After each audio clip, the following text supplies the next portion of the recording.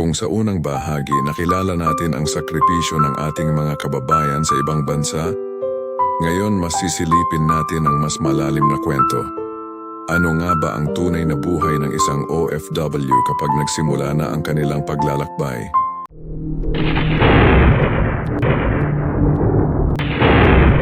Ang unang hakbang ng isang OFW ay hindi sa airport kundi sa desisyon. Desisyon kung iiwan ang pamilya kapalit ng mas magandang kinabukasan. Mahirap ito kasi sino ba naman ang gustong lumayo sa tahanan? Pero dahil sa pangarap kinakailangan. Sa araw ng pag-alis, hindi madaling iwan ang yakap ng anak, halik ng asawa, at pagluha ng magulang.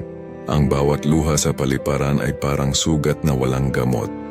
Pero tinatanggap, kasi iyon ang simula ng sakripisyo. Pagdating sa ibang bansa, doon magsisimula ang totoong laban. Maraming OFW ang nagtatrabaho lampas sa oras. Madalas mababa pa ang tingin sa kanila. Marami ang dumadaan sa gutom, hirap sa tirahan at minsan pangungutya. Pero kahit ganoon, pinipili nilang magpatuloy.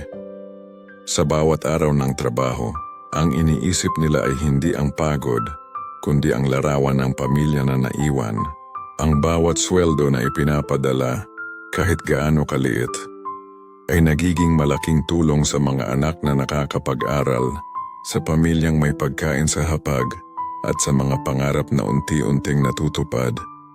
Ngunit hindi rin lahat ng kwento ng OFW ay puno ng tagumpay.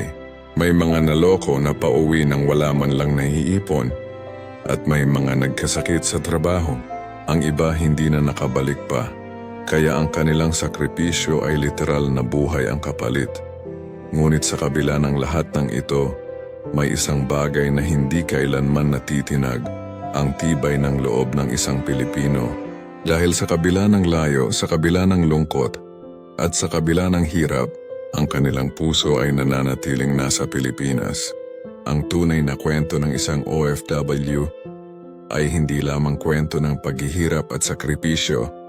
Ito rin ay kwento ng pag-ibig at pag-asa. Kaya sa bawat padala, sa bawat tawag sa telepono, at sa bawat pangakong uuwi rin ako, nandoon ang tunay na kabayanihan. Ang modernong bayani ay hindi laging nasa kasaysayan. Minsan sila ay nasa likod ng isang apron, hard hat o uniforme sa malayong lugar. At sa huli, ang pinakamalaking tagumpay ng isang OFW ay hindi lang ang naipon nilang pera, kundi ang muling pagbabalik sa piling ng kanilang pamilya.